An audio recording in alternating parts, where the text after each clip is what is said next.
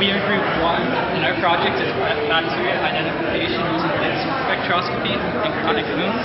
I'm Dustin, this is Jasmine, and this is Michael. The basic principle of our prototype is that it uses the principles of light spectroscopy to be able to create a characteristic fingerprint, which then can be used to identify a specific sample. The scope of our project is bacterial identification in chronic wounds. Current methods of bacterial identification are inefficient, and that's why we need a prototype. Because of this, doctors overprescribe antibiotics. Around 1 in 3 antibiotic prescriptions are unnecessary, and this causes problems to gut flora. So the current products on the market that are targeted towards bacterial identification require you to swab the sample and then send it out to a lab, and it takes up to a week to grow the culture and then identify the bacteria. And this causes the patient to come in for more than one appointment, as well as the doctor having a less accurate prescription. So our product would ideally give you the specific bacterial strain, so that way the doctor can have a more informed diagnosis. So for our project, we weren't able to use bacteria for our testing for our prototype. So today we have 3 different colored waters that we can show that it can identify. So the principle that we're using, what's unique about our device is that we're measuring 3 different wavelengths. So for each wavelength, we have a specific emitter with its corresponding receiver. And based on the differential absorptions of these receivers from different samples, we can use a classifying algorithm to actually determine which sample it's in fact looking at. So for a demo, we have our red sample here, and using the app on the computer, we can just click the Start Test button. So that it runs our code, which collects it averages the 3 different readings from the 3 sensors, takes multiple readings and averages them. And based on the classification of those results, we should see any second now there it is. So the sample identification is correctly picked red water. Hi, we are group number 2, and before we begin, we will start with a quick introduction. My name is Hannah. I'm Carly. And I'm Troy now. We're a group of biological and biomedical engineers, and we've put our expertise together to create a device that's capable of listening into the sounds created by an osteoarthritic knee. Osteoarthritis, to remind you, is the degradation of the cartilage in your joint capsule. In severe cases, cartilage can degrade to a point where you have bone-on-bone articulation, which is quite painful. This is a huge problem here in Canada. So a couple of years ago, our government set out to create a plan where patients needed to wait a minimum of 182 days in order for them to receive a knee replacement. However, there's still a lot of provinces here in the country that don't actually reach that benchmark. And this is actually caused by a variety of different problems. Number 1, the diagnosis of osteoarthritis is highly dependent on a specialist, and in that, it's timely, it's costly, and it's just a huge strain on our healthcare resources. So we've identified this problem, and we've designed Acoustics Pro, our knee brace, and we hope to address some of these problems. In order to address this problem, we've designed a device that will measure a set of parameters coming from the joints to assess the overall health of the knee joint. We've designed a filtration system which will filter through priority and non-priority patients. As you can see here, I am wearing the device. The device consists of 3 different sets of sensors. The first sensor is an electric microphone, which will measure vibrations coming from the joint, which is the result of bone-to-bone articulation.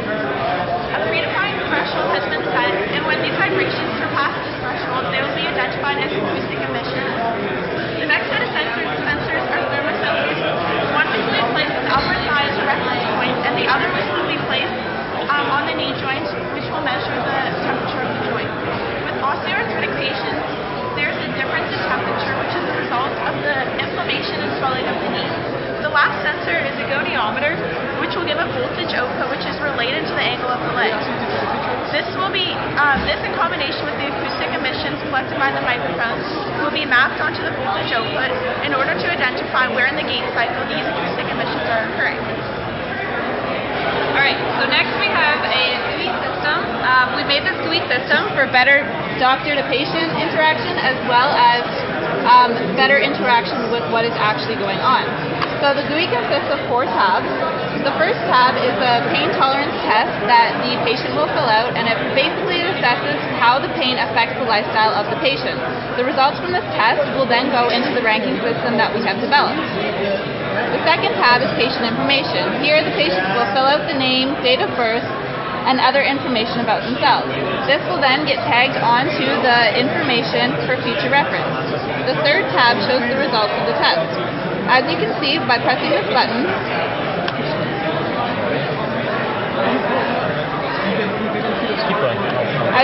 when you press this button, the acoustic emissions will show up here, and this will help for the patient and doctor interaction. The last tab is a ranking result where it shows the patient's name, the pain tolerance ranking, the temperature difference, the temperature ranking, and the number of acoustic hits. This graph then shows the acoustic hits mapped onto the gait cycle. This button here shows the overall ranking of the patient. The ranking system is ranked out of 100, so the higher the number that you have, the worse condition that your knee is. So therefore, if I had a higher number compared to Hannah, I would be able to get my imaging first than Hannah would. This would then filter out the patients, and the ones that need the imaging will get the imaging. Thank you for listening. We are group number 3, and our project is aquaculture. There's a lot of uncertainty when it comes to water distribution systems, when you distribute water to households. The water gets contaminated a lot of times when it makes its way to houses. For example, changes in pH and total dissolved solids can have drastic effects on water composition as well as taste. Changes in electroconductivity causes a change in taste, whereas, for example, low pH causes an increase in corrosivity, whereas a high pH causes the water to be hard, and electrical conductivity affects the taste. What's currently on the market are apparatus that you can use to measure those parameters, but they are not autonomous. What we are providing is a device that will measure those parameters, which users can put, for example, at their pipes in their household under the sink, for more accessibility, so that it autonomously measures those parameters and notifies the user through an LCD screen and a buzzer whenever there are changes in those parameters. Okay, so if you come in here a little bit closer, I'll talk a little bit about how our prototype is actually functioning. Here, the blue probe is our pH probe. We have it set to with parameters for 7 to 8.5 pH, and this will be our designated safe range, in which case if it is exceeded, our device will output on the LCD that the pH is unsafe and it will buzz. In a similar fashion, the electroconductivity sensor here will measure the parts per million of total dissolved solids in the solution and take the temperature into effect, as the temperature leads to a 1% change in electroconductivity for every degree change. Furthermore, our device is battery operated and it goes to sleep whenever it is not taking samples. Samples are automated to be done every 2 weeks, but can be overridden, just as I will do right here, so that the user can test the water if they ever have suspicion for the water to be contaminated. The battery is projected to have at least 100 days of life. So I'm going to talk a little bit about the marketing analysis now. So our target audience for this device specifically is homeowners that want to measure their water quality on a consistent basis without having to do it themselves manually. So the global environmental monitoring market is supposed to reach $20.5 billion by 2020, which is a very large number in the next 5 years. The reason why this is going to stand out among other devices in the industry is that this device measures it automatically on a consistent basis once every 2 weeks, and then notifies you if there's an issue with your water quality. So when there is an issue with your water quality, it will buzz you and it will tell you on the screen what is wrong with your water quality. So one of the reasons why this huge growth in the market is happening is there is an increased demand for devices that measure water quality, such as this device. And other applications for this device would be filtration systems, pool monitoring systems, any other systems that need water quality checked. And so that's why ours will stand out in the market. Thank you very much for listening. So we're group number 4. My name is Andrew. This is my partners Anthony and Brian. Our prototype design is a proof of concept for non-invasive glucose monitoring. As you may not know, diabetics are 8% of the total adult world population currently, and this number is expected to rise to 13% by the year 2030. Blood glucose monitoring is essential to those living with diabetes to prevent complications from hypoglycemia or hyperglycemia, drops and spikes in blood glucose levels. Complications that can be associated with these incidents are shortness of breath, vomiting, or long-term can be strokes, blindness, heart attack, or even death. And so now Brian will talk about the markets. So when we brought up this project, we tried to focus on a non-invasive method. The majority of methods right now are invasive or semi-invasive. And the ones that aren't invasive, that are open to the public, are just a supplement to invasive methods. So they act as basically an aid to help you monitor in between actually taking a finger prick. Another thing we focused on is the market's growing. As the market grows, because of the number of people getting obesity, the number of people with type 2 diabetes is also increasing. So we try to focus on how the healthcare system is going to react to a product like this, as well as how an end user uses this product. And the price of our product right now stands at $1,000. And currently people are using about $1,500 a year on the invasive methods. And by decreasing this product, like this cost, we're going to promote people testing themselves at the correct number of times a day, which is currently not up to par. And now Anthony's going to talk about how this is done. Yeah, so certainly. The idea behind the project is that we're using near-infrared spectroscopy to actually correlate blood glucose values in the end user. So just like a blood oximeter where you would actually have a near-infrared and a red LED going through your finger or your earlobe, we take that same system and add an additional sensor for glucose. And correlating the values from blood, we can actually get an estimate of blood volume. And when we know how much blood volume there is, in tandem with how much blood glucose there is, we can get an accurate understanding of how much blood glucose exists at that time. And so we use a low-pass and a high-pass filter for the signal. Issues with SNR are kind of the biggest ones, but this is what the final product actually ends up looking like. And we would clip it onto an ear, much like this, and it would read out a value on the screen itself. And a little bit of noise right now, and that's kind of the bigger issue. Testing is ongoing, but certainly that is the principle, and this is a proof of concept. I'd like to thank you for our time. We're group number 5. I'm Matthew. I'm Kelly. And I'm Austin. We're proud to present to you the preemptive medical observer. Now, the population of Canada is about 14% elderly, which is 65 and above. 90% of these live in their own private residences, with about 43% living alone. These individuals are more prone to stressors like falls, heart attacks, and strokes, and may not be able to ask for help if they so desire, especially if they're living at home. This increases the amount of time it takes for them to get the help that they require, and we hope to remedy this problem with our device, the preemptive medical observer. Okay, so by measuring the temperature, heart rate, and GPS location of the user, the Arduino will sense the outputs and send them via Bluetooth to an Android app, which will then send a push notification to the loved one if the vital signs are outside their recommended ranges. From this, the loved ones can see where their patient is and how far away they are. Austin. So I'm just going to give a quick rundown of the market and business analysis. So as Matt mentioned, the Life Alert service is the main competitor to this product. Unfortunately, there are situations where the user is unable to press their button, if they are unconscious, in too much pain, etc. So that creates a gap in the market, and we're hoping that our product can fill that gap. It's a preemptive medical observer. We'll try to prevent those situations from happening in the first place by monitoring heart rate, temperature, as Matt mentioned. One of our main marketing objectives is to market not only towards private individual use, but also towards corporate use, such as nursing homes. We'd like to try and sell in bulk 100 to 200 units per deal, and serve to make profits from $2,000 to $4,000. And then just a quick demo. So he's currently wearing the device, and and then here you can see the temperature and heart rate, and then it'll say what the problem is and on GPS, which is it. Thank you so much for watching. Ladies and gentlemen, my name is Abdul, this is Chris, and this is Derek. We are group number 6, and we are presenting our automated plant health monitoring system. In order to maintain plant health, we need to test its nutrients, we need to test the amount of sunlight it's getting, and other factors as well. In order to have an organic plant, many people tend to use a lot of fertilizers and chemicals to get to the optimal plant health.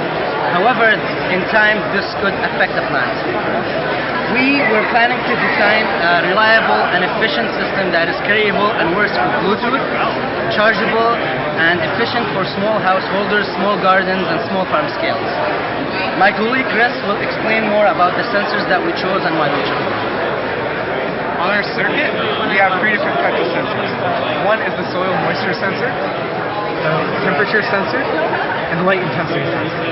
The soil moisture sensor is hooked up to the pump. The pump will turn on when the soil moisture is below 70, and it will turn off when the soil moisture is above 70. The light intensity sensor, measured in lux, will trigger the LED to turn on when there's complete darkness, as seen as displayed, and when the hands are moved away, the LED will turn off, indicating that there's not sufficient light. And a temperature sensor, when the finger is placed on, will display the changing temperature, as can be seen right here. And now my colleague Derek will explain how the circuit works. So I'll explain the functionality of each sensor and how we program them. So first of all, we'll be measuring moisture. If it's less than 70%, the pump will be activated. You may ask, why do we choose 70% moisture levels? 70% moisture levels are the average between shade-intolerant plants and plants that are used to warmer and more dry conditions. So in order to do this, we would take the soil sensor, we would calibrate it at complete 100% moisture and water, and then another reading at air. And then we would use a known value to solve for an unknown to measure soil moisture. Secondly, our light intensity sensor will measure light intensity in lux. And as a reading here for our parameter, we're picking 200 lux, such that when 200 lux would simulate a shaded condition. Additionally, some plants require more sunlight than others, and this can be a parameter that can be changed according to different plant species. Lastly, our temperature sensor is programmed to output degrees Celsius and Fahrenheit for the user. And in addition to that, it can be calibrated by a 10 millivolt per degree C voltage scale factor. So a little demonstration now. So as you can see, the pump will be activated when the soil moisture sensor drops below 70% moisture using drip irrigation methods to water the plants. And the relay will be deactivated when the moisture is adequate. And simulating the light intensity sensor, if we simulate shade, we'll have an LED activated as a warning signal as long as the shade is present. And we can see an increase by applying heat to the temperature sensor that would slowly approach body temperature on the surface. And now we'll explain to you our portable application. So the application is connected to the computer, and it pretty much spits out the same numbers that the computer application gives you, where you can use this and use it for Bluetooth, or you can use your phone to monitor your plant health instead of actually using a VC. That's all, and thank you very much for listening. Did you know that asthma is one of the most overlooked and ineffectively monitored health conditions in youth? It is estimated that over 6.3 million children suffer from asthma, and the prevalence continues to increase each year. Furthermore, if symptoms are untreated, severe health conditions can occur, such as asthma attacks, psychological disorders, and even fatalities. This is why TSK Innovations has developed cutting-edge technology to help monitor asthma. Currently, there is no available commercially technology out there for asthma. There are prototype devices that are in the developmental stage. However, these devices, prototypes, require a very high power consumption, are very high in cost due to their complexity, and are not very user-friendly. So our proposed design solution will offer a very low-cost, affordable option for parents and children alike. Imagine a child is on the playground unsupervised and begins to experience symptoms which would indicate an imminent asthma attack. With our device, the parent and child will be immediately alerted to take the necessary measures to prevent the asthma attack from occurring. Our device is to be worn around the chest and will measure characteristic asthma symptoms, such as wheezing, hyperventilation, and elevated heart rate. Our device consists of 3 sensors, including a microphone, a accelerometer, and pulse sensor, which measure the characteristic systems. Once these sensors detect that the variables are changing in such a way that would indicate an imminent asthma attack, warning messages will be displayed on the serial monitor, LEDs will light up, and the buzzer will sound. TSK Innovations hopes to increase awareness of this debilitating health condition and also reduce hospitalization rates, school and workplace absenteeism, and increase overall quality of life for the user. Another major benefit is that this device is an integrated system, which means that it does not require any other external devices. Using real-time feedback, the user is able to personalize their calibration and their alerts. The device also records long and short-term health trends that can be accessed by their medical healthcare practitioner. So this ultimately eliminates the need for the asthma user to keep an asthma diary. The main advantage of working with TSK Innovations as a startup company is that we will provide one-on-one technical feedback on how to use your asthma monitor. A lot of people around the world have a lot of difficulty growing plants. I know I do. I kill one about every week. So what we wanted to do is make an optimized plant growing system for people like me who can grow high-value plants in the comfort of their home with little effort. So we made a hydroponics plant system that records different parameters and relates it to a phone app to better control and grow your plant. So we have 3 main sensors that are a part of our system. We have a water level meter, we have a carbon dioxide sensor, and we have a temperature and humidity sensor. So the water level meter will basically ensure that you don't overwater or underwater your plants. The carbon dioxide sensor will ensure that your plants are still living. So for flowers such as orchids, when the flowers fall off, it looks like the plant is dead, but in reality it's still living. So this will relay information back to the user to tell them that it's still alive. And the temperature and humidity sensor will allow ideal growing conditions for the plant. All this information is being relayed to an app that we've created through the Bluetooth Shields. So essentially what the Bluetooth Shield does is it relays the information to this app, and what we have is we have one screen where the Bluetooth, which we're already connected to, it just allows you to connect your device and then it starts collecting information. Our monitoring screen shows the information that we're collecting. Essentially what we have collecting is once an hour we get a data point that tells you whether, for this case, temperature is low, high, or normal. It's normal in this case. It's about 23 degrees in here, which is really great for this plant. And then finally we have our last page on it, which is to contact us, which is like customer service, customer satisfaction. It's very important to us. Instead of having someone to scroll through like a giant website, they could just go on the app, get the email address, and then email us, and we could directly answer their questions. We hope in the future that we'll be able to expand this to a more industrial and more consumer market, so have more than one plant growing on it, just to make sure that we get the most value out of this system possible. And we personally believe that this system is so exciting, you'll wet your plants. I'm Connor. I'm Morgan. And I'm Dana. So the goal for first responders or firefighters is 9 minutes to the scene from the moment the call is received, and 14 minutes to evaluate any patient's. This is done through the triage process, which is a step-by-step checklist of the patient's status. Automation of this process can result in cost reduction and better allocation of medical resources. Constant monitoring of the patient's vital signs can provide a quantitative measurement of their urgency of care. This is where our product, the First Responder Life Glove, comes in. It measures real-time biometrics in the terms of heart rate, blood pressure, and body temperature. The problem we hope to aid in solving is the relocation of time and resources in the triage portion of a patient's care. This can pertain to hospital ER visits, emergency services calls, and disaster relief. Often in a car crash, a patient can become pinned in awkward postures. Paired with the unknown factor of fractures, responders are often hesitant to move a patient. Imagine simply slipping on the glove and being able to read in real time how a patient's condition is changing. Currently, we are looking for investors to take our product to a more market-ready state. We are looking to invest in a series of planned changes that will increase the functionality of the Life Glove.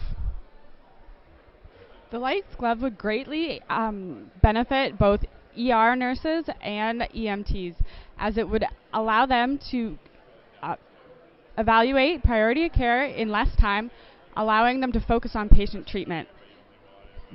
The main benefit of our glove is it measures 3 real-time signals simultaneously and also measures care throughout the process of wearing the glove. In current practice, this is used by 3 separate devices. Therefore, it has a higher associated cost due to more equipment and the larger time it takes to measure these signals. Another benefit of our device is it only requires 1 arm to measure these signals. Therefore, in situations where access to the patient or their mobility is limited, our glove is the best use. In addition,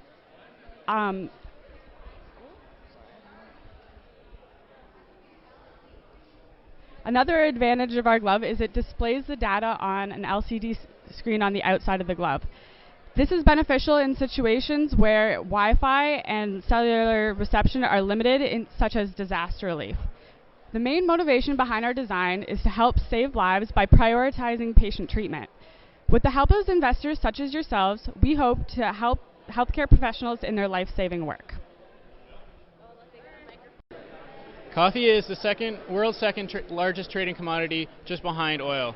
There is an estimated 154 million coffee drinkers in the U.S. alone. So it is clearly a very popular drink in both North America and all over the world.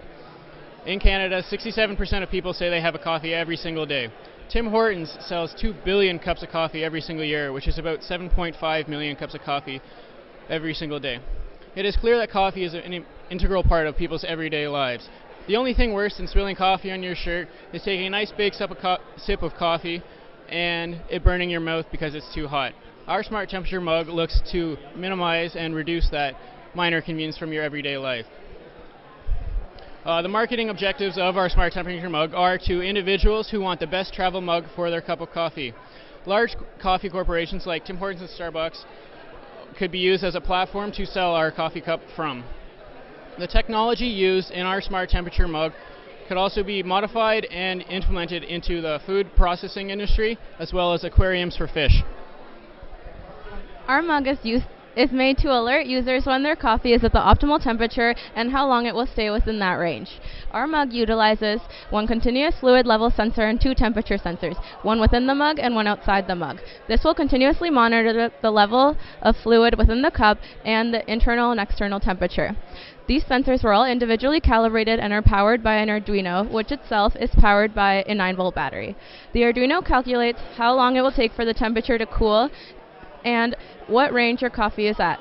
The Arduino displays this data on an LCD screen, and it lights an LED that will flash either red, blue, or green, depending on whether your coffee is too hot, too cold, or at the optimal temperature. Since coffee temperature preference is subjective, the user can set their own preferences using a computer. There are currently 2 companies on the market that would be competitors for the Smart Temperature mug, Jovio and Ember. Both these companies are similar to ours, however they are different in the sense that they cool down the coffee to a specific temperature and maintain that temperature by a heating unit within the mug.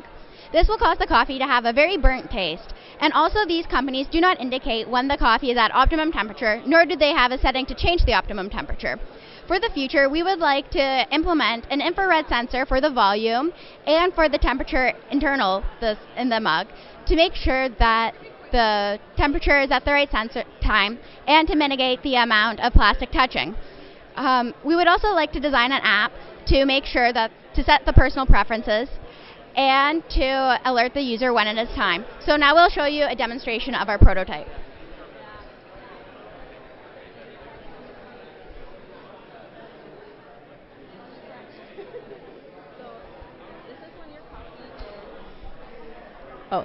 This is when your coffee is too hot. It'll tell you the temperature and how long you have to wait. In this case, 116 minutes. This is when your coffee is too cold. So you will see it'll flash blue. Oh. And then when your coffee's just right, it'll flash green.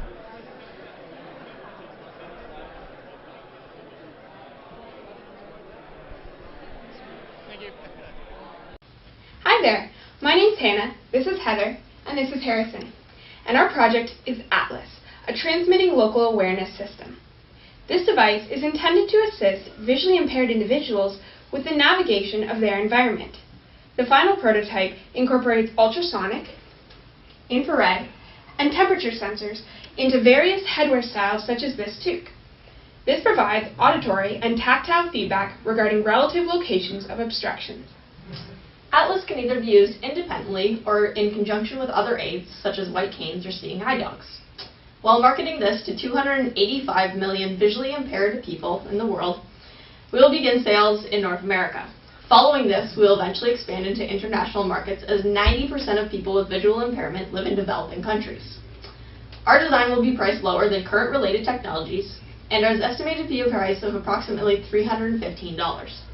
Intended to be functionally robust, lightweight, and discreet, customized models will be manufactured to meet individual clients' needs regarding distance parameters and aesthetic function.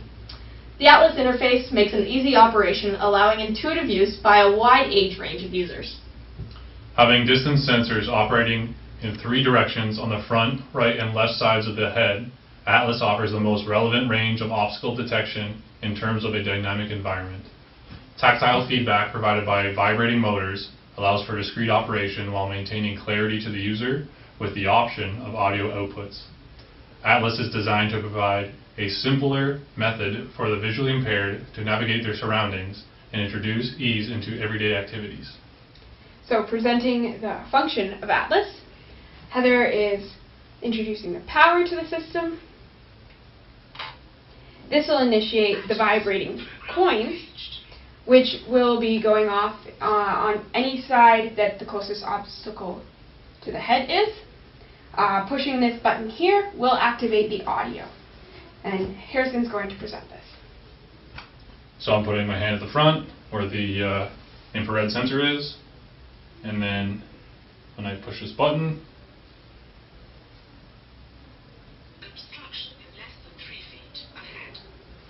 and then it goes back to the discrete mode as soon as the button's no longer pressed. And then I'm going to put my hand on the right sensor and then push the button again.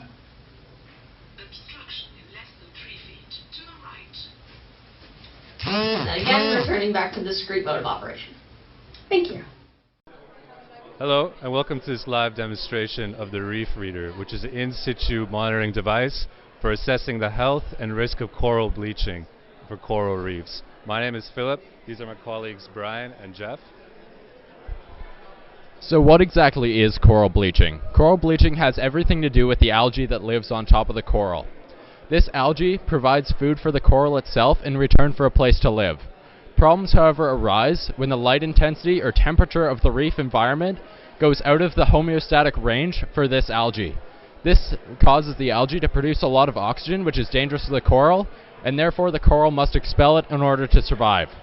The problems arise after this because the coral loses its pigmentation because the algae is gone, and it also loses its food source, causing the coral to die. This causes a lot of problems because it results in a decline in the biodiversity within our oceans. This is so very important because our coral reefs hold 1/4 of the biologic elements in our oceans, and those elements can be used for treatments of diseases such as cancer. So we quantify the risk factor of the coral reef by measuring 3 environmental parameters, and these are the temperature, light intensity, and the depth of the reef. So we quantify these using the 3 sensors: pressure sensor, light intensity, and the temperature. And then, so these are then logged to the SD card. The system can be deployed for up to 15 days at a time on a 9-volt battery. And after the 15-day time period, the data can be collected from the SD card. And as shown here, the data is coming in real time. So in actuality, the data will be collected at 1 data point for each 60 seconds. And this is what's used. So the data can be collected faster, but it will result in a depletion of the battery faster. So talking about the market impact and analysis for this project, the global market size for environmental monitoring technologies is $20.5 billion US. 1/3 of this is directed exclusively toward water resource monitoring. So our revenue for a company will come across with contracts with government agencies who wish to monitor the health of their reefs. The minimum contract is for 2 years and a minimum of 100 reef feeder units. One reef feeder unit costs $120 per unit. So assuming successful product launch with 5 contracts per year for a period of 10 years, that will drive our revenue up to $1.2 million, giving us a 0.014% market share globally. So with the remaining time, I think we'd like to show how we're going to deploy the unit with our prototype box. In actuality, this device will be watertight and it will be deployed to the bottom of the coral reefs. It won't interfere with the reefs, but it will be anchored to the seabed and use the buoyant force to remain in place. So, we thank you very much for tuning into our presentation, and I hope you enjoy. Hello, my name is Jacqueline. I'm Natalie. And I'm Tori. And together we created Serenitech, a wearable panic attack tracking device. If you've ever experienced a panic attack, you are well aware of how frightening an ordeal it can be. For those of you who have never experienced a panic attack, they are seemingly reoccurring out of the blue feelings of extreme fear, which may be accompanied by physical manifestations of anxiety such as an increased heart rate, shortness of breath, and sweating, just to name a few. There are currently 6 million people who suffer from panic disorder in the United States alone. In addition, 3.7% of the worldwide population will suffer from panic disorder at one point in their lifetime. Panic disorder greatly affects the day-to-day lives of individual sufferers as well as those closest to them. Interestingly, a recent study has shown that physiological changes may be detected up to an hour before the actual onset of an attack, adding to the idea that panic attacks can be predicted. Alright, so as you can see, I'm wearing Serenitech right now, and it's kind of cool because we live in an exciting time. There's actually less of a stigma around mental health, and that's causing more people to seek treatment. Also, we're seeing a giant wave of new development in wearable technology, so we decided to kind of look into the market and see what we could see for panic attacks. So we found some sensors that are non-portable and not used for every day that are specific for panic attacks, but they're used for treatment methods. We also found some generic stress sensors that can be worn around the wrist, such as Fitbit and Zenta and Feel, but these are not suitable for panic attack wearers because they just are used to track daily stressors, which everyone has a certain amount of stress in their life. Panic attack users have a higher thresholds for each of these parameters. So we decided to kind of combine these two ideas to make the Serenitech, which is a wearable technology that can be worn on your wrist and hand, as in our prototype, but can track the panic attack symptoms. So we are going to choose to market it towards people who experience panic attack disorder and who are sufferers of it, and also towards healthcare practitioners for use with their patients. Alright, so as Natalie said, this is Serenitech, so it's worn as a glove and measures your temperature, galvanic skin response, and pulse rate. So it's connected via Bluetooth to the computer, which then tracks each of these parameters on the graphs in real time. And these parameters are then measured against a personalized baseline, which allows the overall stress rating to be determined. So each one is on a scale of 0 to 10, and then the overall stress rating can go up to 30. So yeah. So I'm going to take a deep breath to demonstrate what happens under stress conditions.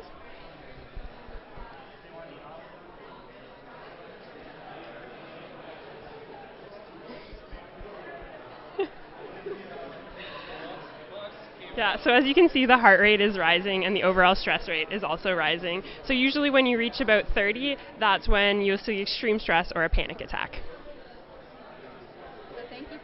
So thank you very much. Thank you for listening.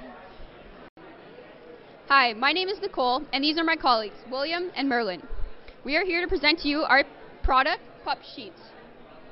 Did you know that in today's day and age, 25% of patients in Canadian hospitals still suffer from some form of pressure ulcer? Pressure ulcers are a very preventable disease, and yet in North America, $18 billion are spent per year to treat patients with pressure ulcers. PUP stands for Pressure Ulcer Prevention System. The aim of this product is to reduce the risk of developing a pressure ulcer. The product will be integrated with 3 sensors. These 3 sensors will monitor the 3 main causes of developing a pressure ulcer: prolonged application of pressure, increase in humidity, and increase in temperature. The 3 sensors will be integrated into one unit, the PUPS pad. This is designed specifically to accommodate people of all different shapes and sizes. The PUPS pad will be placed into the PUP sheet at various locations where pressure ulcer is likely to occur. The caregiver then monitors the temperature, the pressure, and the humidity. And from there, an alarm will sound when the threshold is reached.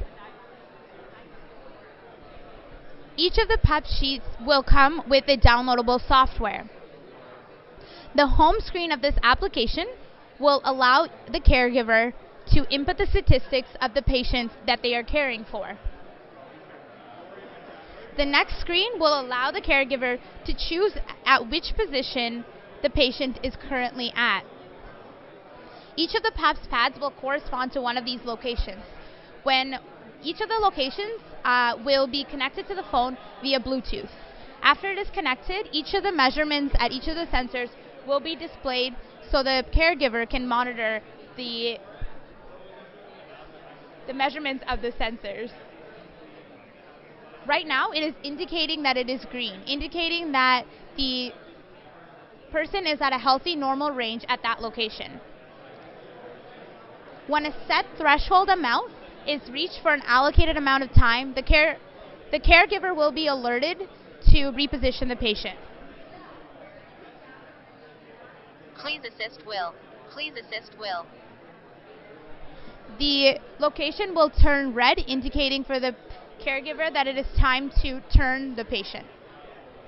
It is our belief that PUP sheets will dramatically reduce the occurrence of pressure ulcers. Remember, don't forget to turn. Thank you. Hi, this is Jessie, Lauren, and I'm Iman, and we've developed the Skin Health Monitoring System. The purpose of our device is to track changes in skin health, including skin conditions such as skin cancer, rosacea, and psoriasis. 30 to 70% of the world's population has a skin condition, and this results in a $3 billion economic burden in Canada. The way that our device works is that it captures an image as well as the user's heart rate. It then conducts image processing to record key characteristics of the image and outputs the user's heart rate. Qualitative information is also asked of the user, and all of this information is recorded and presented in a report format to be given to a doctor if necessary. The marketable benefits of this design is that it improves patient-doctor collaboration. So patient self-care is the ability for the user to be able to communicate with their doctor effectively and provide transparency between their own health and with the doctor.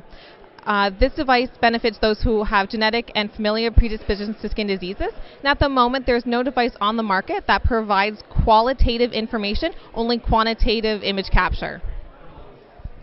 Right, so here we have our device. You want to come a little closer. It's consisting of an Arduino with an SD card shield. We have a Bluetooth transmitter over here, a light source, and underneath, if you can't really quite see it, there's actually a JPEG camera right there. It's covered a little by tape, and a heart rate monitor. So the way our image is going to work is so the first thing is I ask for is the heart rate monitor. The red flash will indicate everything is done by a push button. So you push the button when you're ready to start taking information, and the heart rate monitor just goes on your thumb like that, and it'll start capturing that information, and it'll start writing it to the SD card. So that should take about 10 seconds to be done. The reason we're using an SD card is because the Arduino itself does not have enough memory space to hold everything. So once we're done with that, get that out of the way. indicates when we're ready to take a picture. So we're just going to take a picture of the table right now. So we're going to push the button when we're ready to take a picture. That's what the green light was for. It's going to take about 3 seconds to send the command take a picture to the JPEG and for the JPEG to start sending information back. And that's actually the green light there is it sending information back, which is writing to the SD card again. So then when we're ready to transmit it to the computer, we want to make sure our Bluetooth is connected. That's what that green light is on the Bluetooth. So this will be actually transferring the image data over. So we're using a serial capture terminal to capture all our images. And so what we're doing here is, once again, when we're ready, we're going to hit the push button. And that's going to transfer our image over. You can see that was about 5,000 characters. So then we're going to save that. And then we are going to essentially send over the pulse data as well.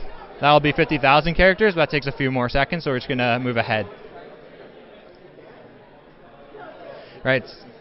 All right, so we're using a MATLAB program to run it. So the MATLAB program is going to ask you a few questions that your doctor would ask you, as well as output some information. So it's going to ask you, is it painful? Is it oozing, and is it itchy? And it'll output 2 pieces of information. One is the pulse rate data, which can be seen here, and the rest will be, here's a bunch of images, including there's the picture of our mole and our binary image. This was actually taken with our device, and it'll also output information such as the perimeter in pixels, the diameter in pixels, and the heart rate beats per minute. Music therapy is used as a way to help stroke patients regain their mobility. This is done by playing music while the stroke patients are walking so that they can improve their speed and stability.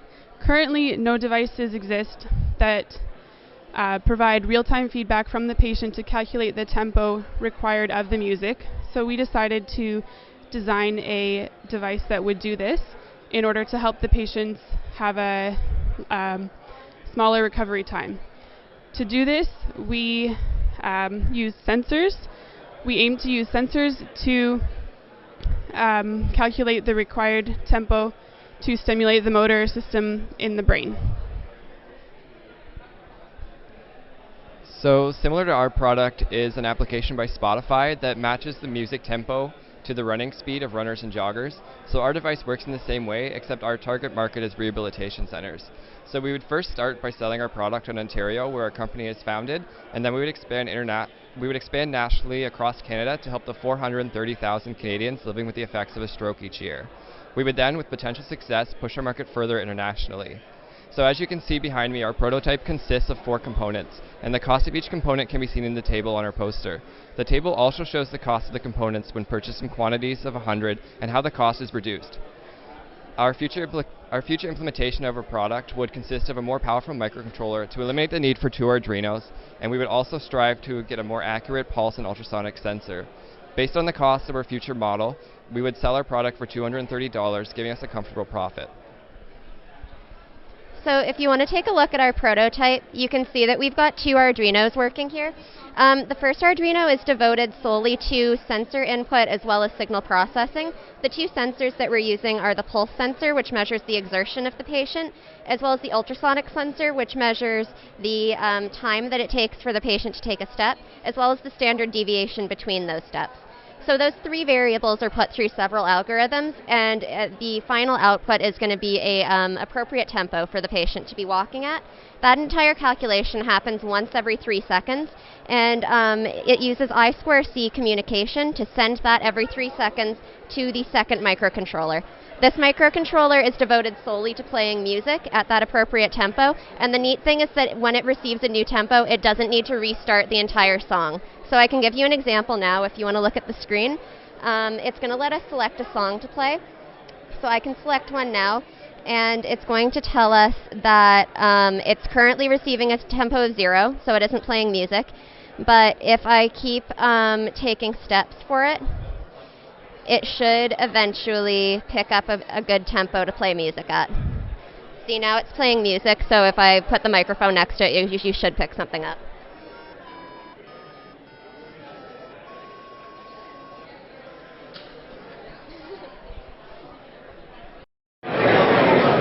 CPR. It's a globally recognized and taught procedure that can save the life of a victim that suffers cardiac arrest. During emergency situations, first aid kits provide the most accessible equipment packages to aid rescue. However, in these first aid kits, there's a general lack of technology that can drastically improve saving a life. We looking to develop a compact, intuitive, and quickly implemented system that monitors in real-time feedback of the compressions being administered and gives the rescuer a reliable first aid companion. We present to you the CPR Assist. My name is Lina Ramirez. This is our directive method of release deployed. Administering CPR can be difficult, especially in high-pressure situations. Performing compression to the proper depth while also matching the natural rhythm of a healthy heartbeat can be difficult. Too much force may cause more damage than good, and too little may not be enough in just starting the heartbeat. Even in hospital, doctors monitor the ECG to make sure effective compression. What we have here is a device that incorporates a force sensor that measures the amount of force applied, an accelerometer that helps measure the depth of compression, and a pulse monitor that monitors the heart rate. Okay, so let us show you how the CPR system works.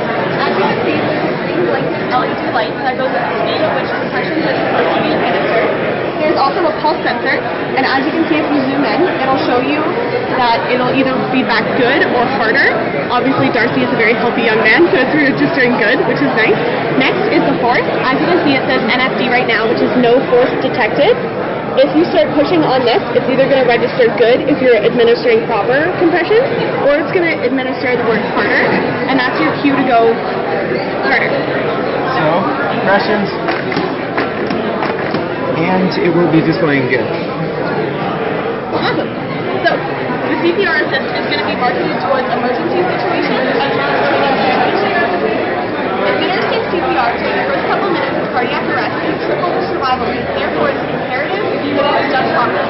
Many CPR courses now incorporate technological aids to properly teach CPR.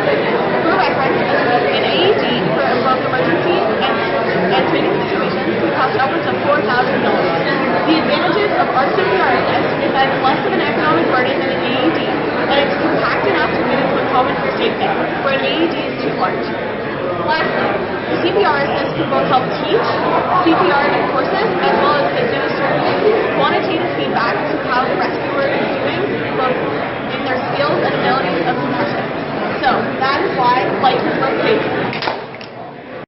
My name is Casey, this is Aaron and Matthew. We've created the MALT band, which stands for Monitoring Alzheimer's and Location Tracking. Alzheimer's is a degenerative cognitive impairment, usually among the elderly, with symptoms such as memory loss, forgetfulness, and mood swings. This makes it difficult for family members to care for the individual, causing them to be usually put into nursing homes or long-term care. In fact, 68% of the patients in nursing homes have Alzheimer's or some other form of cognitive impairment. So the big problem is the increasing elderly population due to aging baby boomers results in more cases of Alzheimer's, and the supply of caregivers is not able to keep up with the demand. Our solution for this is the MALT band.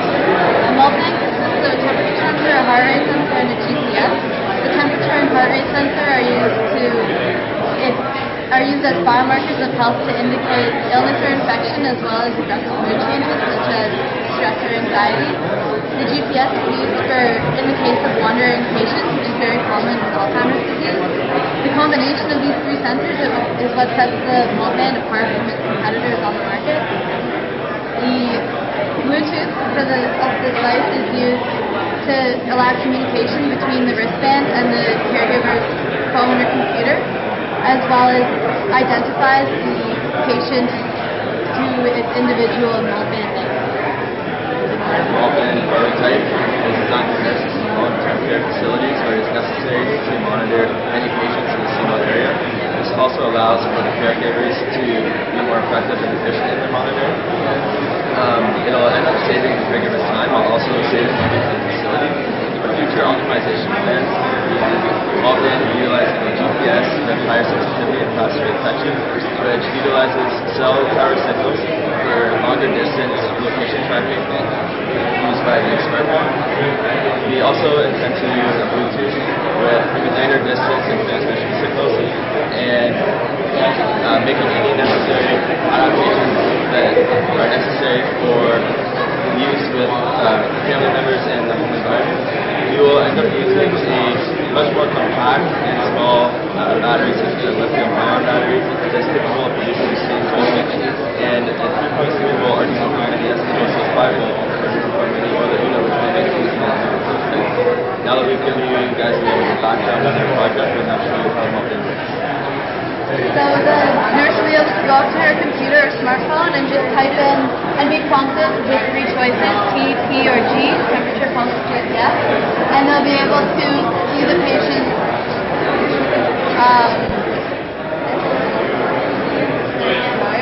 patient's temperature, pulse, as well as location.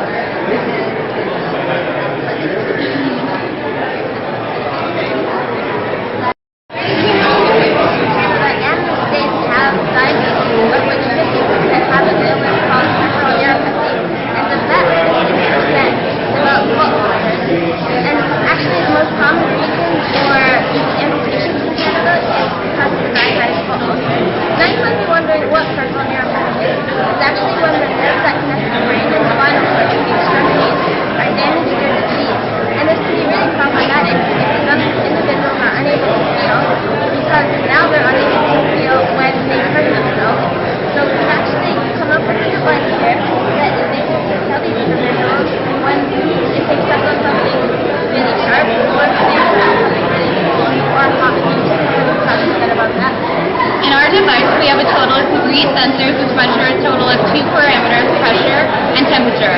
The first sensor is the D-Flex A200-100 sensor, and it is the pressure sensor. Then we have the temperature sensor, which is the TMP36, and the Bluetooth sensor, which is the RN42. These sensors are thinly printed flexible circuits, and when pressure is put on the end like this in any direction in a different environment, a pressure reading is immediately given to our app that we created. This also goes for the temperature sensors. As you can see on the foot, the red is where the pressure sensors would go, and the temperature sensors would go here where there's high friction between the shoe and the foot. As you can tell, when there's any change in pressure, or even when there isn't of the change in pressure or the temperature, it will be displayed on the app here from the Bluetooth module that is here. So let's look at the financial and social impact of our design. It's good to both affect the public health and the patient himself, because the app is going to inform the patient whenever there is an injury that happened, both pressure-wise or temperature-wise. Therefore, decreasing the probability of developing a ulcer that may lead to an amputation. Amputation incurs a huge cost to the patient, which is 57% of Canadians cannot afford the therapy behind amputations and surgeries. It's going to also decrease the cost to the public health. And we have a design with both look at pressure and temperature. Pressure of 7,000 grams per square centimeter goes clear to the skin, and the emitter to the skin can lead to foot ulcers. Foot ulcers can also be developed due to temperatures, a high temperature of 44 degrees, or low temperature of 50 degrees for prolonged time can cause inflammation. Our design is better than others on the market right now because we look at both of these parameters as critical. Thank you. Thanks so much. ErgoLift is an ergonomic risk assessment device which allows health and safety professionals to quantify lifting risk in the workplace. The device is more accurate than traditional paper-based assessment methods, but more economical than motion capture systems. Low back injuries are the most common, most expensive workplace musculoskeletal disorders. In Canada, 40% of all workers who have experienced a low back disorder have experienced it as a result of strenuous or repetitive motion lifting activities. Using the NIOSH lifting equation, which is used worldwide for ergonomic assessment, the score is calculated, which is low, intermediate, or high depending on your lifting motion. The equation takes into account the starting height of the lift, the vertical and horizontal displacement, the weight of the object, the twisting angle, the grip, and frequency of the activity. ErgoLift uses Bluetooth to interface with an Android app, which will calculate and output the lifting risk. First, the user weighs the load on the palm of the glove. The FlexiForce sensor located on the weighing platform senses the change in pressure and the weight is displayed on the app. Next, the user performs the lifting task and an accelerometer detects both vertical and horizontal displacement. Click the buttons on the device at the start and end of the lifting motion. Once again, the output is displayed on the app. Finally, fill in the remaining questions using easy drop-down menus on the app to record the rest of the values necessary for the NIOSH lifting equation calculation. Page 1 of the survey asks for height from the ground at the starting position, duration of the task, length of the rest periods between the lifts.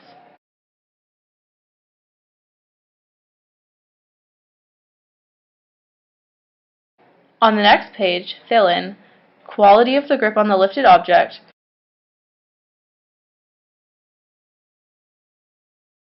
and the torso angle twist.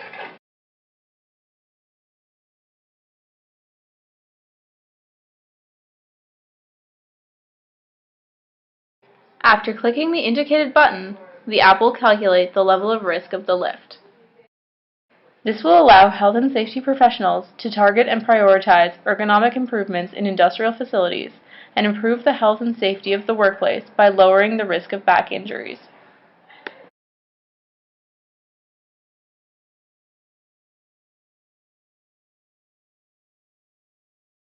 Hi, we're the Posture Position Addition Design team, and we've created a device called the Sit Up Get Up.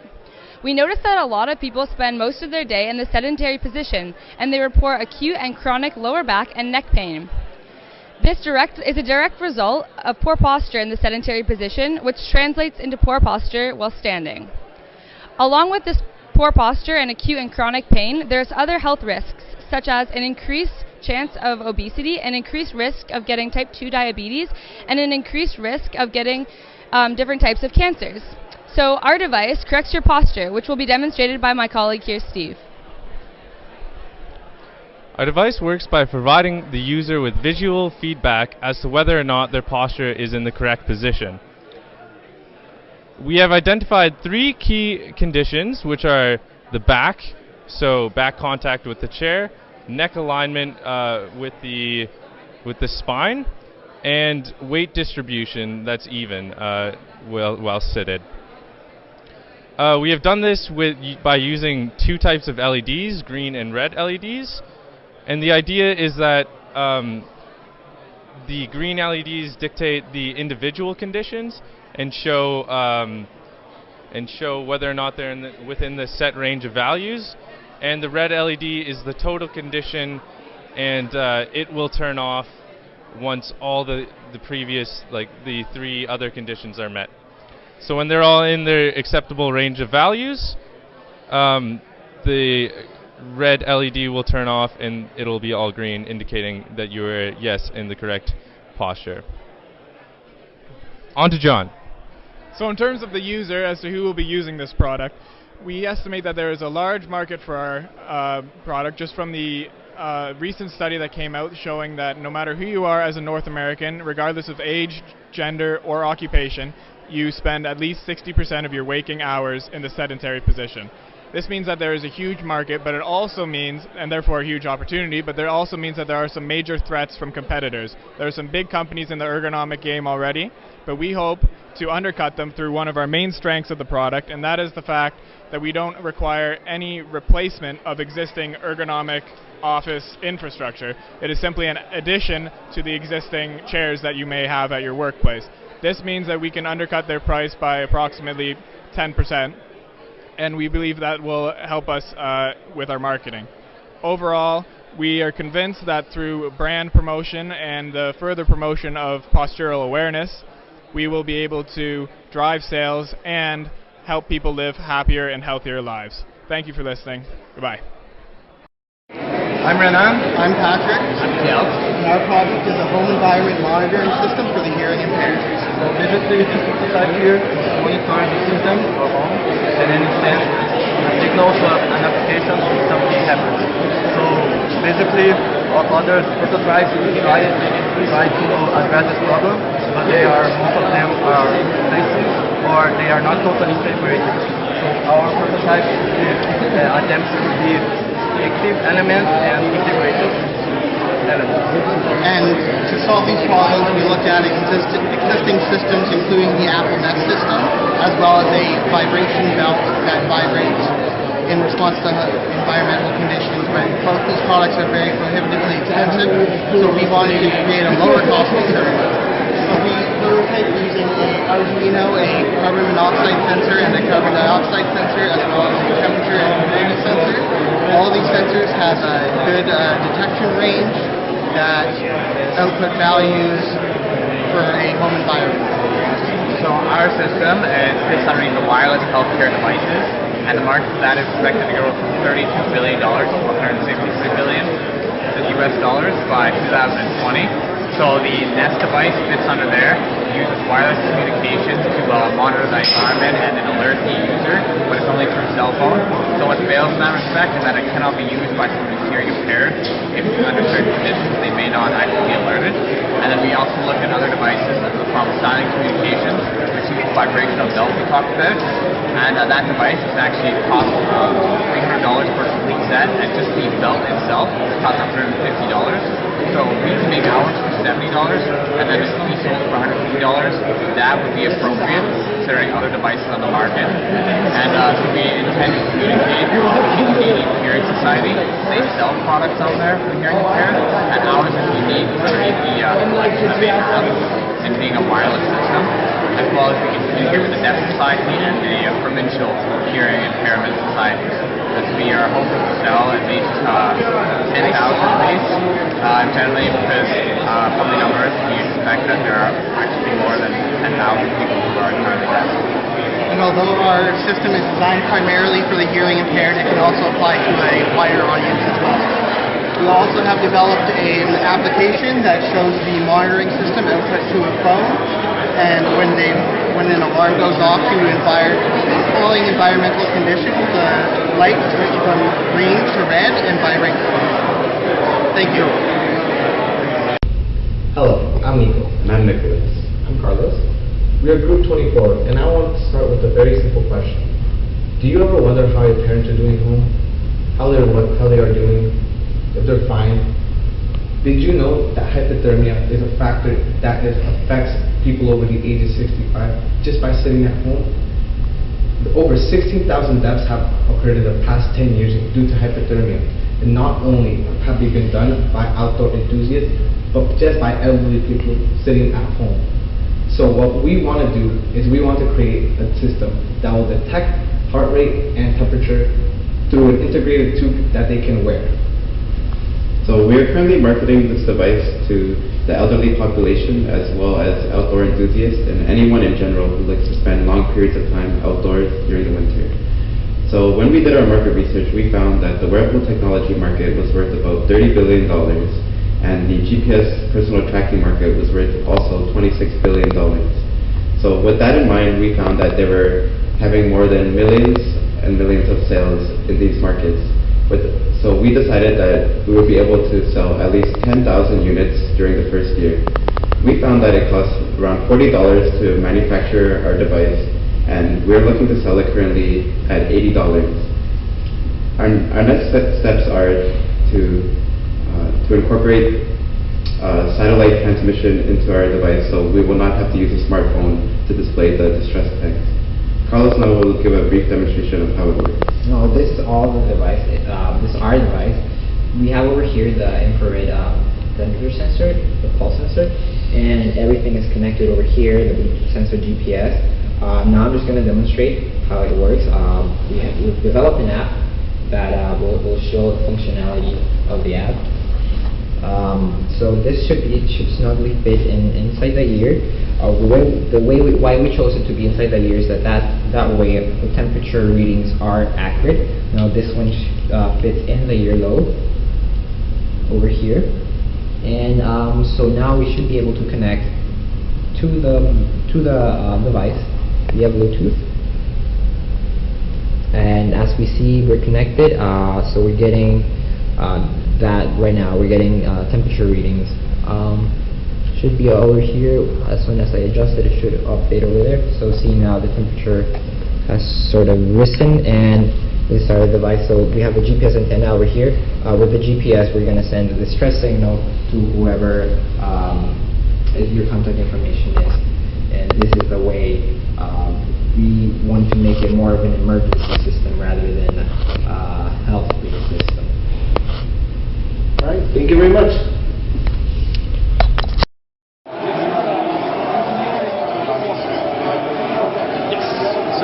On the current market right now, there is super expensive prosthetics that are bioelectric, run about $50,000 to $150,000. And then there's 3D printed ones that are anatomically driven, like free enable and stuff like that, which are like $25 to $500. So what we want to do is bridge the gap by using portable bioelectric sensors and 3D printing to create a band that's controlled by muscles and has haptic feedback to allow feeling to the user. So this is the M-Pad. So basically the myoband is a surface electrode, and it's reading the EMG signals that's coming off the muscles on the surface of the skin. So what we did was we used the myoband, which has 5 pre-programmed gestures that you can see down here, as the output to the Arduino and the rest of the circuit to be able to tell the prosthetic what's going on. Yeah, so as Ian said, so the schematic that we followed is we took EMG signals from the myoband, and then we're Bluetoothly transmitting it to the computer, and from that we're differentiating the patterns into different gestures and controlling the motors that way. So our Arduino controls based on the different patterns that it detects. We can make either haptic feedback based movements or just position based. So while they set this up, I'll just go over some of the things and improvements that we want to work on. So obviously right now this is very bulky, so we want to work on getting it smaller.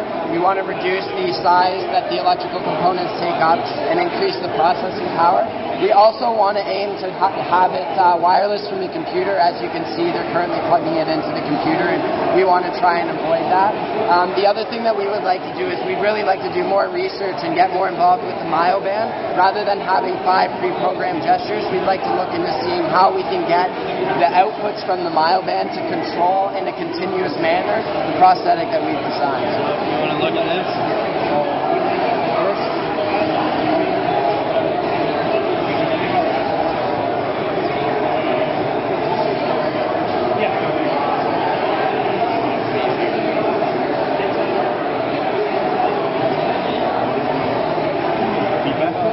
So if you want to look at haptic feedback, when I do a shake hand position, it won't want to hurt the person we're shaking the hand. So if he applies pressure to one of the sensors, and you feel here, it will vibrate to let him know. When I do, so now it's vibrating. And it'll also stop the motors so that it doesn't hurt someone or break an object. Thank you. So the wearable market is currently valued at approximately $14 billion US for 2016 and is expected to grow to approximately $34 billion by 2020. But most wearables on the market today are wristbands. Biometric shirts are a relatively untapped market that we hope to get into. Although wearables are a really big market right now, most of the focus is on improving the user's overall health and making them lead a more active lifestyle. However, there's little focus on optimizing the workouts themselves. So due to this, users who purchase these wearables still have trouble maximizing their workouts. So the problem we decided to focus on was how exactly to maximize your workout while avoiding injury. And the solution we came up with is the Thirsty. So right over here is our Thirsty, if you want to maybe bring the camera a bit closer. So we have 2 sensors on here. The first one is this this heart rate monitor, and at the back of the neck is a temperature and humidity sensor. So when you're running, if you slip this heart rate monitor on, it will start actively recording the beats per minute. As of right now, I seem to be quite relaxed because my output is about 50 to 60 beats per minute. However, its output to this green LED here, as my heart beats, that light goes off. if I spoof this to make it go faster, we can actually start seeing different heart rate zones, such as that flash you just saw there. That shows that I'm in a nominal workout zone. I'm just starting to work out. On the side here, or on the back, if I increase that temperature, a red light will go off. Currently, the red light is set for 28 degrees and over 30% humidity. So what will happen is this red light in the market version will be set to a higher temperature and a lower humidity so that a person knows if they're about to have heat stroke. If I increase the humidity here, like that, this blue light goes off. This blue light in the final product would obviously be set to a higher humidity as well, such that when a person is running, they would be able to know if they need to drink some water or not. So this is the Thirsty. So the Thirsty costs $10 per unit to manufacture and will retail for $70 US.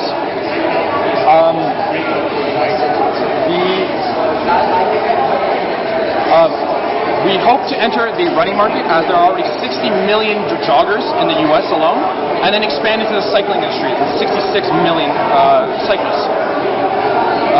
We also are going to work on building a long-term relationship with our customers as we hope to become a known brand in the wearables and become leaders in biometric charts. So, just to conclude, future iterations, we'd like to move the heart rate monitor into the chest, not on the sleeve. And we'd also like to add logging features to the monitor so you can plug it into your phone or have it connect to your phone and you can just download an Excel sheet of what you were working out. Awesome. Thank you very much. Thank you. I'm Zach, this is Mark, and that's Travis, and our project is an automotive interior safety protection system.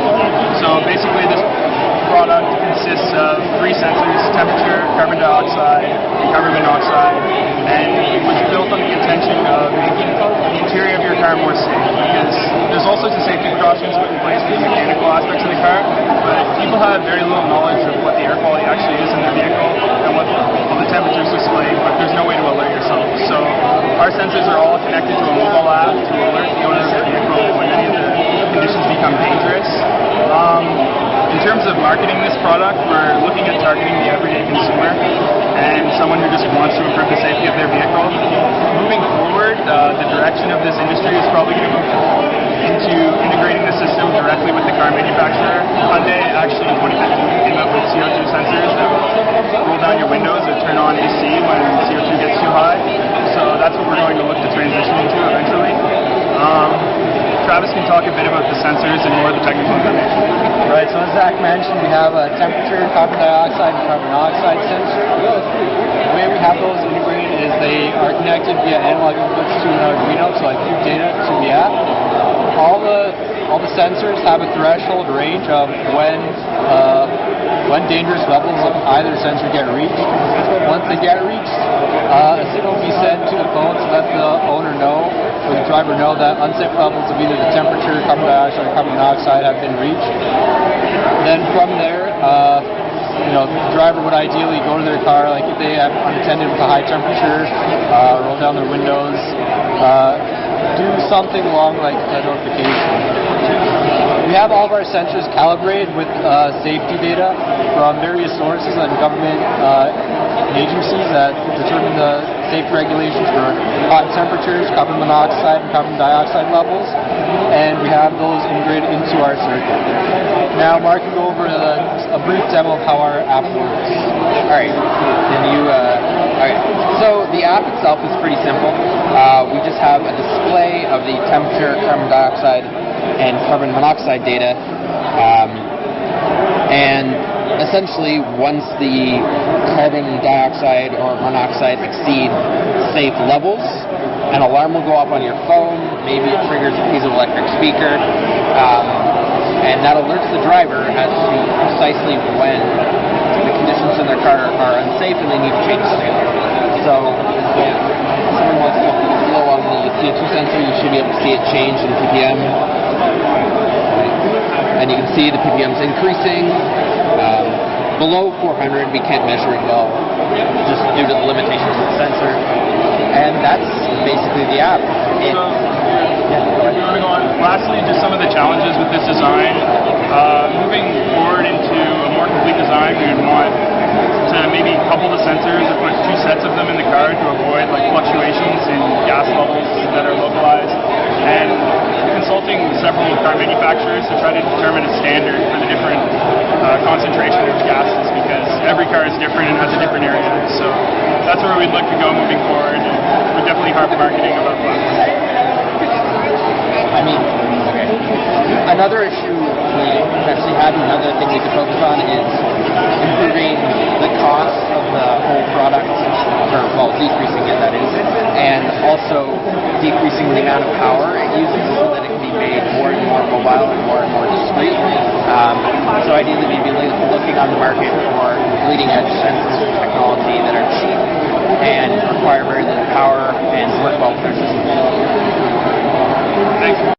Have you ever wished you could get muscle gain without strenuous exercise? Hi, I'm Luke. I'm Gavin. And we are presenting a novel technology known as the metabolite feedback system. So what we're doing with this project is we're facilitating the combination of occlusion training and electrical muscle stimulus to improve muscle contact. So occlusion training is cutting off the blood supply to one part of the body and then working it out, typically using resistant training. What it does is it reduces the amount of muscle stimulus needed to achieve muscular growth.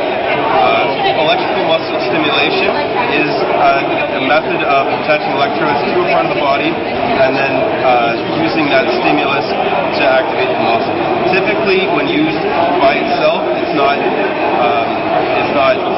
adequate at gaining or creating muscle growth. However, when we hybrid it together with the occlusion, it reaches the optimal level that we need.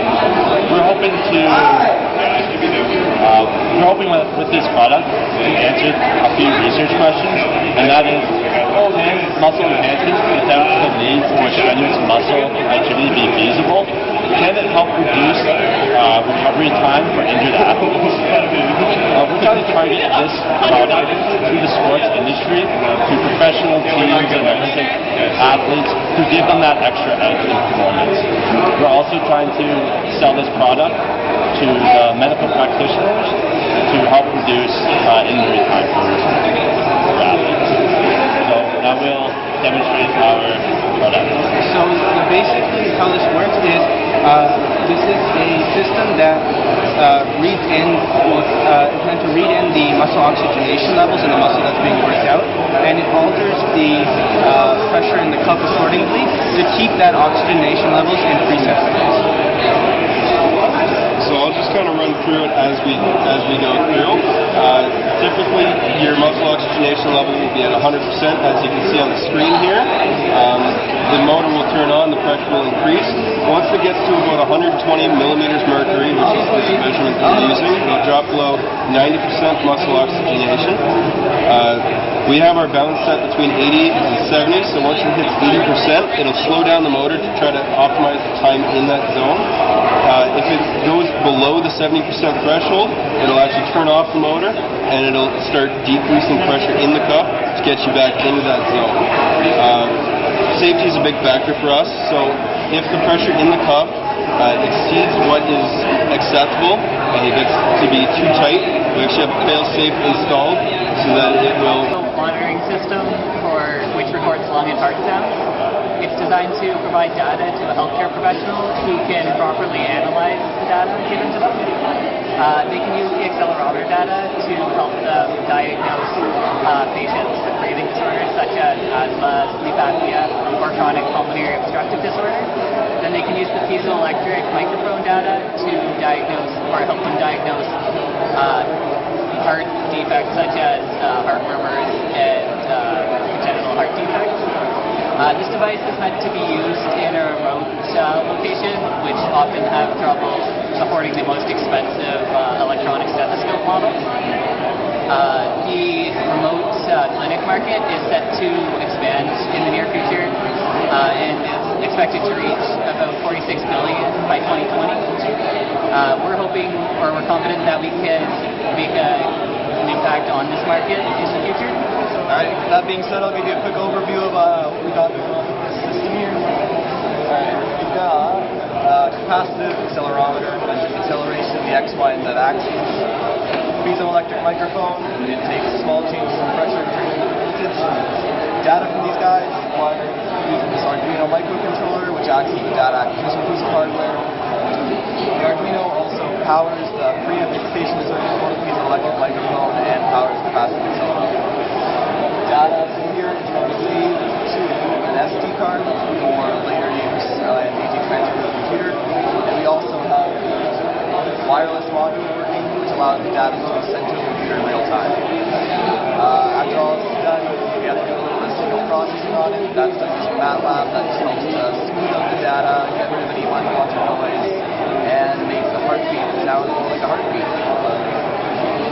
Okay, so as you can see, when I move this accelerometer, this graph right here, the X, Y, and Z accelerations are changing. So if I were to do a trial, I'd strap this onto my chest, do a couple breaths, and then the data would be saved as a text file onto this SD card. The next part of our system features a piezoelectric microphone, which I would tape to my chest, try not to move as much, and then the data would be stored on the SD card as a WAV file. As you can see, as I tap this, the voltage is changing, so that means the sound is being recorded. We think we can compete with other electronic stethoscopes in the market, mainly because we have an SD card which allows things to be saved offline and used for later usage. We have a wireless transmission, which means that we can monitor patients continuously in a wireless setting. And finally, with our addition of our accelerometer, we think we can help diagnose more diseases, so we're confident that we can get a share in the remote device market.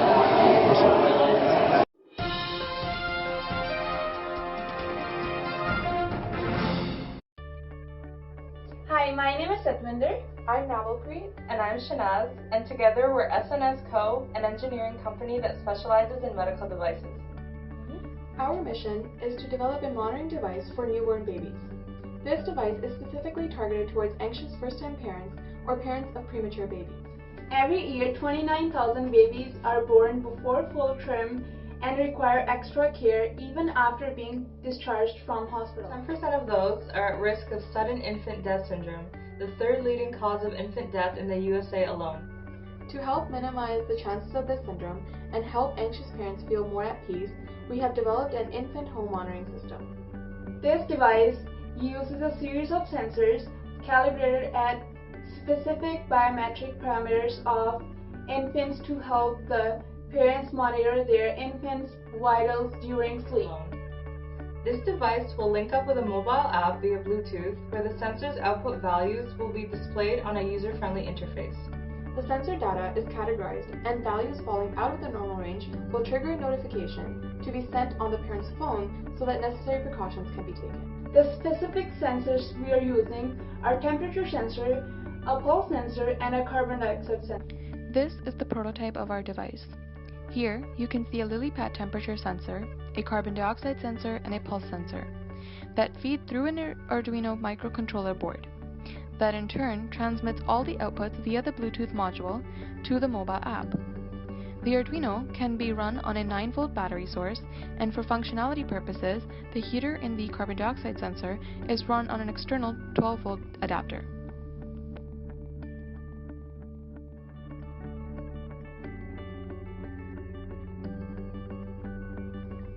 Here, we are testing the pulse sensor.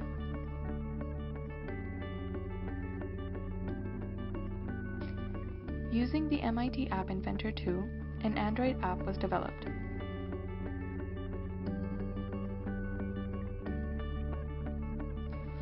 Now you can see a demo of the device. When the carbon dioxide sensor picks up on breathing, it displays on the app the increase in concentration.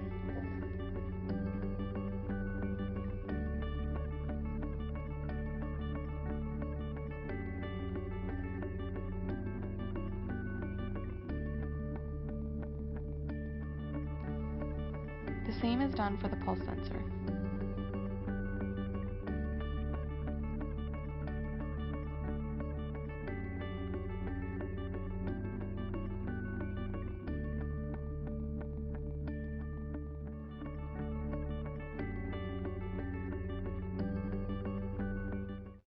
Welcome to a presentation on preventing drowsy driving. My name is John.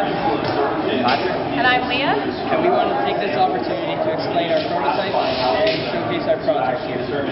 So, for some background, 26% of all car accidents are due in fact to drowsy driving. 60% of Canadians admitting to actually driving while drowsy, and 15% of those admitting to actually falling asleep behind the wheel. So as you can see, there is a problem here, and we came up with a solution.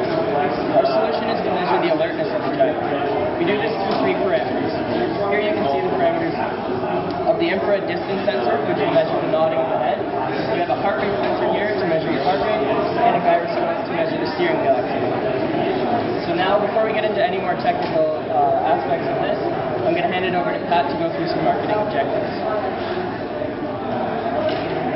So, as Josh said, our product is a heat sensing device. The product specifically be targeted towards commuters, taxi drivers, truck drivers, basically anyone who spends the majority of the day behind the wheel. And I know what you're all thinking, how does no one come up with such a great idea? Well, unfortunately, some people have beat us to it, and there are some similar products on the market right now. However, our system is the first to simultaneously monitor 3 symptoms of fatigue, which gives our product the edge there. So going forward, we would approach car manufacturers directly and have them incorporate the system into future models of cars. However, this system also can be implemented in any of the cars today. This prototype in front of you costs roughly $160 to produce. However, with mass manufacturing and things like that, we imagine this price to be drastically reduced. So to give you a bit of more technical assessment, as Josh mentioned, we have 3 parameters that are being measured. These signals are all being input into an Arduino microcontroller as voltage. These voltages will then be converted as per these equations into usable units. If conditions of these units are met, our alarm will sound. These conditions are that the heart rate is continually decreasing, the gyroscope is measuring an angular rate at less than 5 centimeters per second, and that the infrared distance is noticing that the head is going both to and from the steering wheel. So these parameters were chosen as they were all seen in literature to be signs of fatigue. Today we're going to give you a demonstration of our prototype. Josh here is going to get his heart rate increasing, so that as we are showing our demonstration, heart rate can be decreasing, and this is a sign of fatigue. So for our system to work, all 3 conditions must be met. We're going to show this first, as Josh is just going to show you what it would be like to be a regular driver and to show that the alarm is not sounding. Now Josh is going to both nod his head and decrease his rate that he is doing the steering wheel, and you'll notice that the alarm will sound and that the light went off. Now, to prove that we have not rigged this system, Josh is going to keep his head still and let go of the steering wheel to show that the alarm will not sound. Next, Josh is going to nod his head but keep the steering wheel in motion to show that, again, the alarm will not sound. If Josh's heart rate were at a steady state and he were to keep the steering wheel in motion and nod his head, the alarm will again not sound. So this is our system. We've included these parameters as to give the driver a little bit more leeway to allow him to nod his head to music or perhaps use his hands to engage in conversation. Are there any questions from the audience?